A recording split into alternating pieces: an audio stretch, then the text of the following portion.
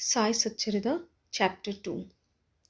Object of writing the work, incapacity and boldness in the undertaking, hot discussion, conferring significant and prophetic title of hematpon, necessity of a guru. In the last chapter, the author mentioned in the original Marathi book that he would state the reason that led him to undertake the work and the persons qualified to read the same and such other points. Now, in this chapter, he starts to tell the same. Object of writing the work.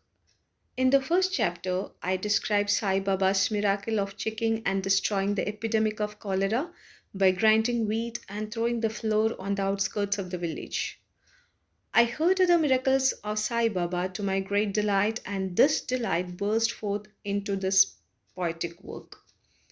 I also thought that the description of these grand miracles of Sai Baba would be interesting and instructive to his devotees and would remove their sins, and so I began to write the sacred life and teachings of Sai Baba. The life of the saint is neither logical nor dialectical. It shows us the true and great path. Incapacity and boldness in undertaking the work.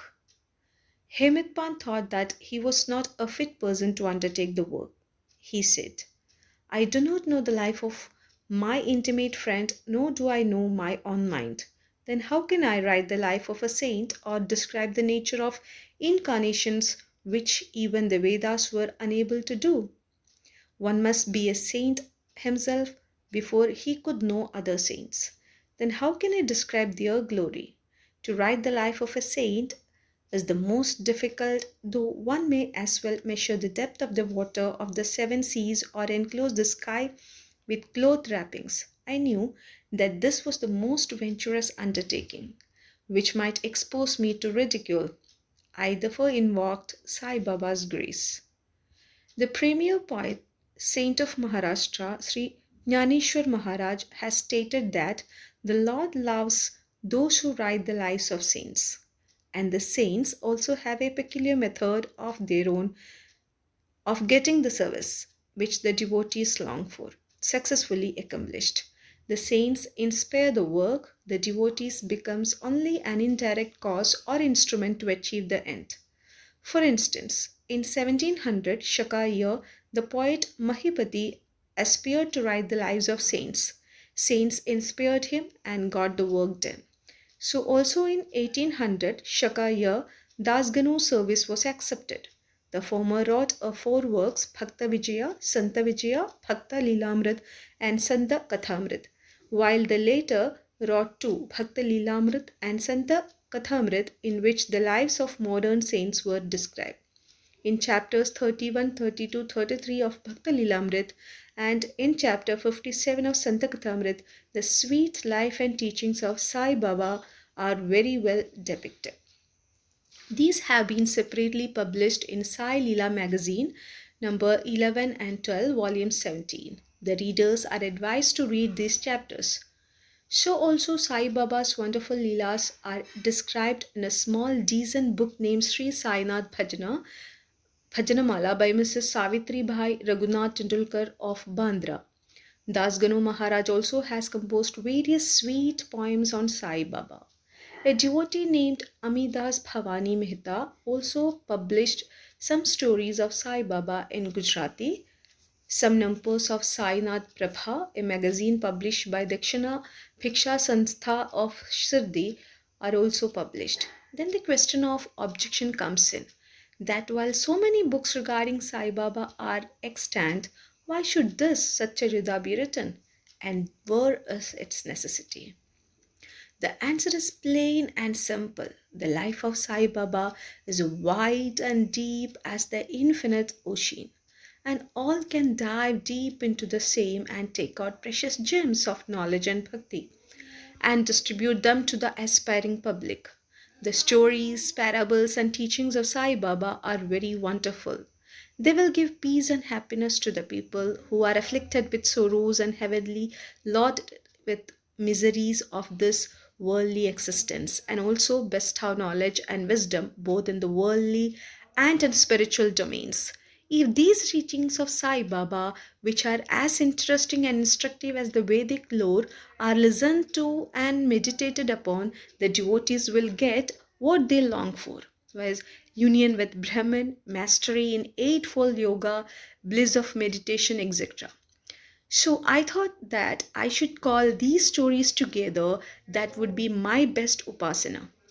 This collection would be most delightful to those simple souls whose eyes were not blessed with Sai Baba's darshana.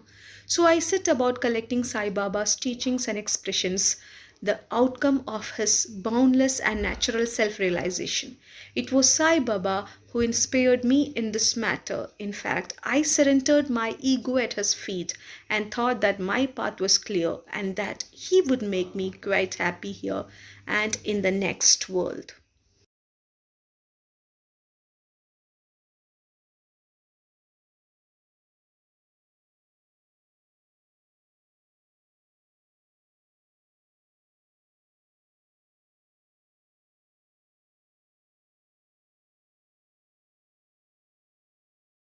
I could not myself ask Sai Baba to give me permission for this work, so I requested Mr. Madhavrao Deshpande, alias Shama, Baba's most intimate devotee, to speak to him for me.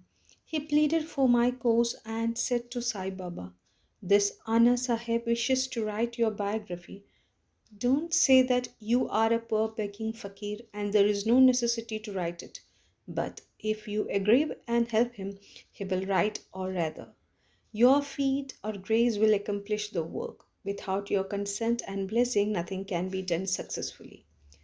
When Sai Baba heard this request, he was moved and blessed me by giving me his udhi, and placing his boon bestowing hand on my head said, "Let him make a collection of stories and experiences, keep notes and memos. I will help him. He is only an outward instrument. I should write myself my autobiography and satisfy the wishes of my devotees. He should get rid of his ego, place it at my feet. He who acts like this in life, him I help the most. What of my life stories? I serve him in his house in all possible ways. When his ego is completely annihilated and there is left no trace of it, I myself shall enter into him and shall myself write my own life. Hearing my stories and teachings will create faith in devotees' hearts and they will easily get self realization and bliss. Let there be no insistence on establishing one's own view, no attempt to refute others' opinion, no discussions of pros and cons of any subject. The word discussion put me in my mind of my promise to explain the story of my getting the title of hematpon, and now I begin to relate the same. I was on close friendly terms with Kaka Sahib Dikshit and Nana Sahib Chandorkar. They pressed me to go to Shirdi and have Baba's darshana, and I promised them to do so. But something in the interval turned up and prevented me from going to Shirdi. The son of a friend of mine at Lonawala fell ill. My friend tried all possible means, physical and spiritual, but the fever would not abate. At length, he got his guru to sit by the bed of his son, but this too was of no avail. Hearing this, I thought, what was the utility of the guru if he could not save my friend's son? If the guru can do anything for us, why should I go to Shirdi at all? Thinking in this way, I postponed my Shirdi trip. But the inevitable must happen, and it happened in my case as follows. Mr. Nana Sahib Chandarkar, who was a Prant officer, was going on tour to Basine. From Thana, he came to Dadar and was waiting for a train bound for Basine. In the meanwhile, a Bandra local turned up. He sat in it and came to Bandra and sent for me and took me to task for putting off my Shirdi trip. Nana's argument for my Shirdi trip was convincing and delightful, and so I decided to start for Shirdi the same night. I packed up my luggage and started for Shirdi. I planned to go to Dadar and there to catch the train for Manmad. And so I booked myself for Dadar and sat in the train. While the train was to start, a Mohammedan came hastily to my compartment and, seeing all my paraphernalia, asked me where I was bound to. I told him my plan. He then suggested that I should straight go to Boribandar and not get down at Dadar, for the Manmad mail did not get down at Dadar at all. If this little miracle of Leela had not happened, I would not have reached her the next day as settled, and many doubts would have assailed me. But that was not to be. As fortune favored me, I reached Shirdi the next day before 9 or 10 a.m. Mr. Babu Sahib Dikshit was waiting for me there. This was in 1910 when there was only one place, Sateswada, for lodging pilgrim devotees. After alighting from the Tonga, I was anxious to have darshana when the great devotee Tatya Sahib Nulkar returned from the masjid and said that Sai Baba was at the corner of the Wada and that I should first get the preliminary darshana and then after bath see him at leisure. Hearing this, I ran and prostrated before Baba, and then my joy knew no bounds. I found more than what Nana Chandorkar had told me. All my senses were satisfied and forgot thirst and hunger. The moment I touched Sai Baba's feet, I began a new lease of life. I felt myself much obliged to choose those who spurred and helped me to get the darshana, and I considered them as my real relatives, and I cannot repay their debt. I only remember them and prostrate mentally before them.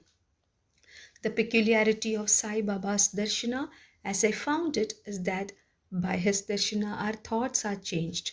The force of previous actions is abated and gradually non attachment of dispassion towards worldly objects grows. It is by the merit of actions in many past births that such darshana is got.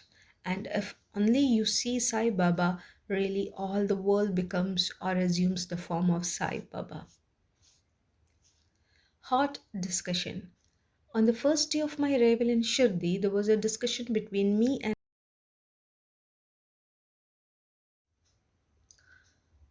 Bala Sahib Bhati regarding the necessity of Guru. I contended, why should we lose our freedom and submit to others when we have to do our duty? Why a Guru is necessary? One must try his best and save himself. What can the Guru do to a man who does nothing but sleeps indolently? Thus I pleaded free will, while Mr. Bhate took up the other side, destiny, and said, whatever is bound to happen must happen. Even great men have failed. Man proposes one way, but God disposes the other. Brush aside your cleverness. Pride or egoism won't help you. The discussion, with all its pros and cons, went on for an hour or so, and as usual, no decision was arrived at. We had to stop the discussion ultimately as we were exhausted. The net result of this was that I lost my peace of mind and found that unless there is strong body consciousness in egoism, there would be no discussion. In other words, it is egoism which breeds discussion. Then, when we went to the masjid with others, Baba asked Kaka Sahib Dikshit the following: what was going on in the Sateswada? What was the discussion about? And staring at me, Baba further added, what did this hematpon say? Hearing these words, I was much surprised. The masjid was at a considerable distance from Sateswada, where I was staying, and where the discussion was going on. How could Baba know our discussion unless he be omniscient and inner ruler of us all? Significant and prophetic title. I began to think why Sai Baba should call me by the name Himatpant. This word, this word is a corrupt form of Hemadripant. This Hemadripant was a well-known minister of the kings Mahadev and Ramdev of Devgiri of the Yadav dynasty. He was very learned good natured, and an author of good works such as Chadurvarga Chintamani, dealing with spiritual subjects, and Raja Prashasti. He invented and started new methods of accounts and was the originator of the Modi, the Marathi shorthand script. But I was quite the opposite, an ignoramus and of dull, mediocre intellect. So I could not understand why the name or title was confirmed upon me. But thinking seriously upon it, I thought that the title was a dart to destroy my ego so that I should always remain meek and humble. It was also a compliment paid to me for the cleverness in the discussion. Looking to the future history, we think that Baba's word was significant and prophetic, as we find that he looked after the management of Sai Sansthan very intelligently, kept nicely all the accounts, and was also the author of such a good work, Saisatcharita, which deals with such important and spiritual subjects as jnana, bhakti, and dispassion, self surrender, and self realization. About the necessity of a guru, Hematpon has left no note, no memo about what Baba said regarding the subject. But Kaka Sahib Dikshit has published his notes regarding this matter.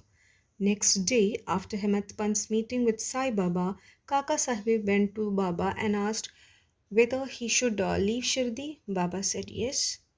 Then someone asked Baba where to go. Baba said, high up. Then the man said, how is the way? Baba said, there are many ways leading there. There is one way also from here. The way is difficult. There are tigers and wolves in the jungles on the way. I asked, but Baba, what if we take a guide with us? Baba answered, then there is no difficulty. The guide will take you straight to your destination, avoiding walls, tigers, and ditches on the way. If there be no guide, there is the danger of your being lost in the jungles or falling into ditches. Mr. Dhabdolkar was present on this occasion and he thought that this was the answer Baba gave to the question whether Guru was a necessity. And he thereupon took the hint that no discussion of the problem whether man is free or bound is of any use in spiritual matters, but that on the contrary, real paramartha is possible only as the result of the teachings of the Guru, as illustrated in this chapter of the original work in the instance of great avatars like Rama and Krishna who had to submit themselves to their gurus Vasishta and Santipani respectively, forgetting self realization and that the only virtues necessary for such progress are faith and patience. Bow to Sri Sai, peace be to all.